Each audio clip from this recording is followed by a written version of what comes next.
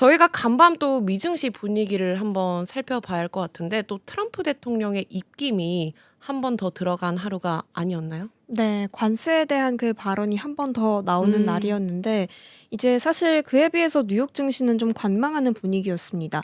트럼프의 발언도 예상을 했고 이게 사실 계속해서 반복되다 보니까 음. 시장은 '일단 조금 지켜보자.'라는 의미로 좀 혼조세에 마무리하는 모습을 보였습니다. 트럼프 대통령이 이 시장에 미치는 영향이 너무나도 크다 보니까 이제 내성이 좀 생겼다고 이렇게 그런 시장이 것 반응을 같아요. 하더라고요. 네. 뉴욕 증시 3대 지수 가운데는 나스닥 홀로 상승불을 켰는데요. 이런 상황 속에서 골드만삭스와 뱅크 오브 아메리카는 S&P 500의 연말 목표치를 6,300, 6,400으로 상향 조정하는 모습을 보였습니다. 약 1% 정도 앞둔 상황인데 어떤 흐름을 보여나갈지는 계속해서 지켜보셔야 되는 상황인 것 같고요. 시총 상위단에서는 엔비디아가 사상 처음으로 160달러를 넘어섰습니다. 애플 같은 경우에는 이제 메타의 핵심 인원을 뺏겼지만 상승으로 마감했는데 사실 이럼에도 불구하고 시장에서는 AI 산업에서 고전을 겪고 있는 이 애플에 대한 우려 섞인 시선들이 계속 존재하는 모습입니다. 이러한 소식에 메타는 반면 또 인재를 빼앗아 가면서 소폭 상승했고요. 테슬라는 전날 하락에 대한 저가 매수세가 유입되면서 상승 마감하는 모습을 보였습니다. 자, 이렇게 뉴욕 증시를 간단하게 또 짚어드렸고요. 다음으로 이제 이슈 살펴볼 예정인데 트럼프 관세에 대한 이야기를 또 짚고 넘어가야겠죠. 트럼프가 이제 전날에 이어서 반도체에 대한 관세 부과 계획을 발표했습니다. 구체적인 시기를 발표하진 않았지만 이 의약품을 비롯한 여러 가지 품목에 대해서 발표할 것이다라고 언급을 한 상황입니다. 특히 구리에 대한 관세는 50% 예정을 하고 있다라고 좀 말을 덧붙였고요. 구리에 대해서는 이제 7월 말 혹은 8월 1일에 시행할 예정이라고 말했습니다.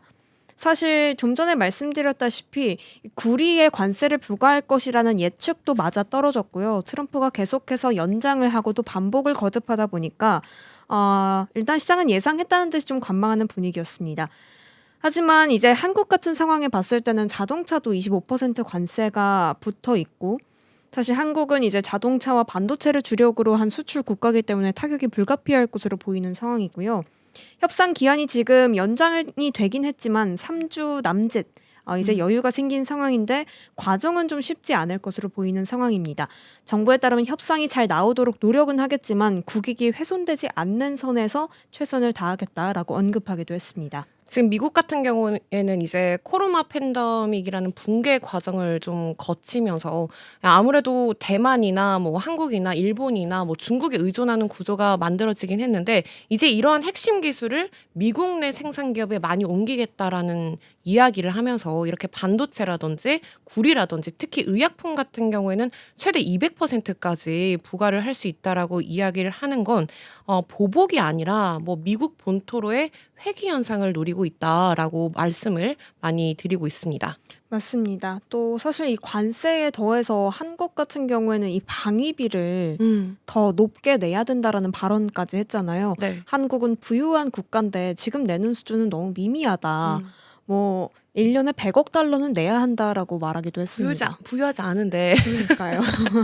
왜 저희가 진짜 트럼프 대통령이 그 연설이라 해야 할까요? 이제 그 말을 할 때 보면은 8월 1 일까지 관세 유예를 약간 해 준다는 느낌으로 갔었는데 구체적인 일정을 말을 하면서 "유예를 해줄 수는 있는데 유예하지 않겠다." 약간 이런 식으로 이야기하는 게 좀 무슨 말인지 잘 이해를 못 하겠더라고요. 그러니까 유예 기간 동안은 "너네들이 말을 좀 잘해 보면 내가 관세를 좀 협약은 좀 해 주겠지만 그래도 내가 유예나 뭐 이거를 바꾸진 않을 거야." 또 이런 식으로 말을 번복을 하다 보니까 좀 헷갈리는 부분이 많더라고요.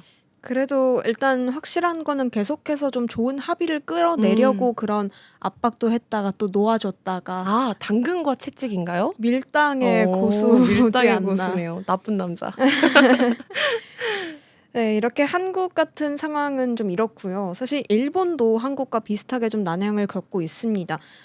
당초에 일본 같은 경우에는 신속한 협상이 좀 이루어지면서 7차례 정도 재개가 됐지만 음. 성과가 그렇게 좋지는 못했거든요.